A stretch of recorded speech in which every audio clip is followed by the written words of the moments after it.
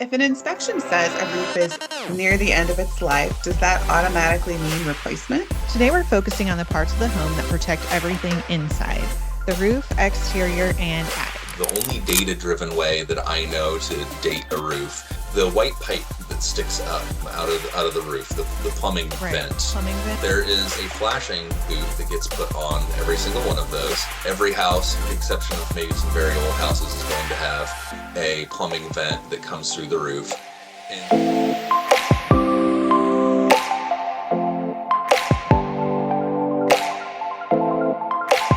Thanks again for joining us here at Hoosier Homes and Hustles. I'm Jessica, aka Miss Indianapolis Real Estate, and you're listening to another episode in our series, Don't Panic, It's an Inspection.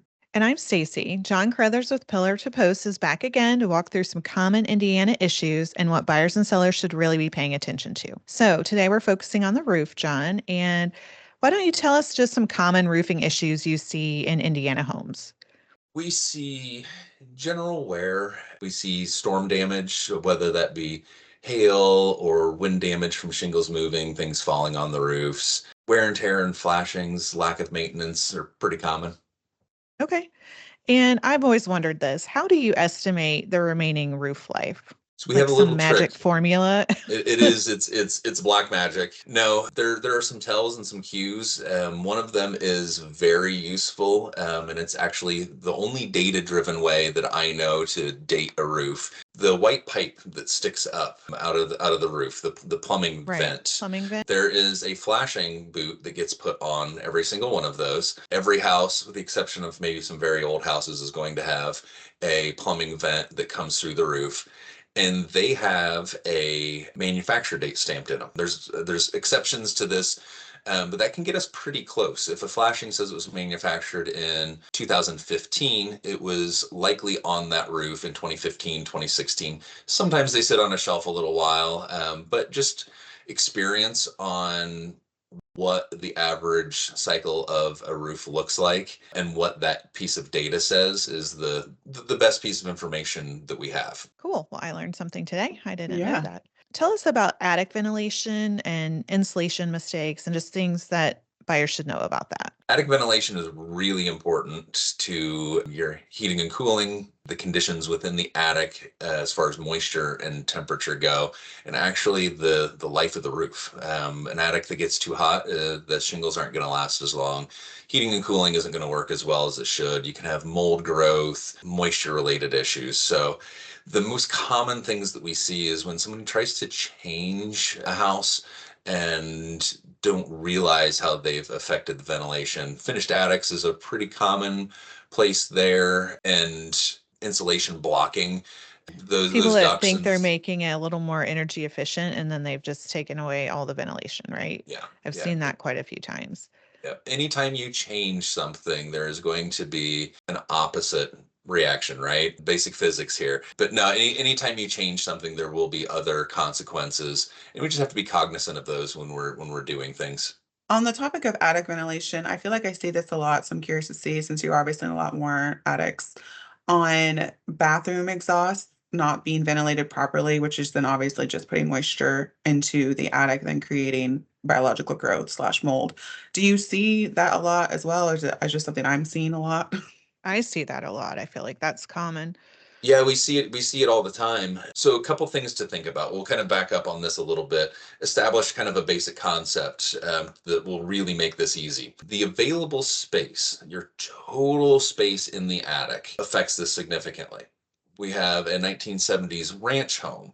Building standards of that time were to just put the exhaust into the attic. That's the way the house was built, and it was okay when it was done. But when we have a low roof line and a very small amount of air volume, the potential for moisture and the results of that, the biological growth, the molds, the water damage from it are higher just because the amount of water per meter of air, space, whatever, is lower. So big open attics tend to suffer less from this, even with the same condition. So those tighter, smaller attics are more problematic, and it's much more important to get good ventilation and moving those ducts properly and getting them out. But it is an old house thing. Older homes just were built that way. We stopped doing that, and so it's one of those issues that as time goes, it will slowly fade away. Okay. It's a great Thank you. answer. So, siding, flashing, and gutter problems, what are some things that maybe sellers overlook before listing their home and having this inspection? It's usually a good idea to kind of go through the basics on the outside of the house when you're getting ready to list. A little bit of caulking, it can go a long way. Cleaning your gutters, the little things that you do, just think of it as putting your best foot forward. All the maintenance things that you've kind of put off or forgot about, it's probably a good time to do it before the house goes on the market. Yep, completely agree. So I'll go there. We're going to talk about what sellers should do before listing.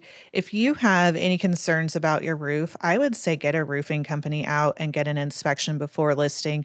There are many roofing companies that will come out the next day and do an inspection for free and let you know if there's any issues that maybe you could get fixed before listing with your insurance and not even have to, pay for a new roof out of pocket or anything like that. So I'd say if you have any concerns, if there was a hailstorm in your area in the last few years, which we're in Indiana, those are pretty common. So I would say that. And then I would also say cleaning the gutters. That's an easy thing to do. And it's just going to show that you've been maintaining your home and hopefully cause the buyers to be more confident that the home is well maintained. A thing that I get Jessica? asked a lot Uh, is what should get caulk and what shouldn't. The easiest way to think about that one is if it has caulk on it now, it should have it should be caulked. If it doesn't, then it doesn't need it. Right. Well, for buyers, they should know obviously anything that's coming up in inspection related to any of these items, then we'll definitely be wanting to get quotes on them to see what's truly an issue. Again, if the seller didn't do a lot of these repairs beforehand, kind of like how Stacy and John have just kind of mentioned, then it makes sense to go ahead and have those quotes done for yourself. And not only to figure out what it might cost to fix some of this stuff, but also from a maintenance standpoint as well. Because I think some of this stuff is just going to be great for you to learn as a home buyer to how to properly maintain that home going forward. All right, so John, it's time for rapid fire questions. What's the most overlooked exterior issue? Caulking and cleaning gutters. Fair enough.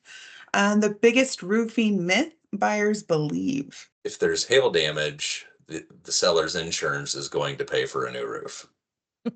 Okay. I would have said maybe if it's a brand new roof, it must be okay.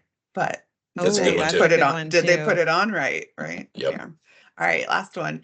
Easy seller fix that makes inspectors happy. Doing the simple maintenance stuff, kind of shows some effort put forth into normal maintenance.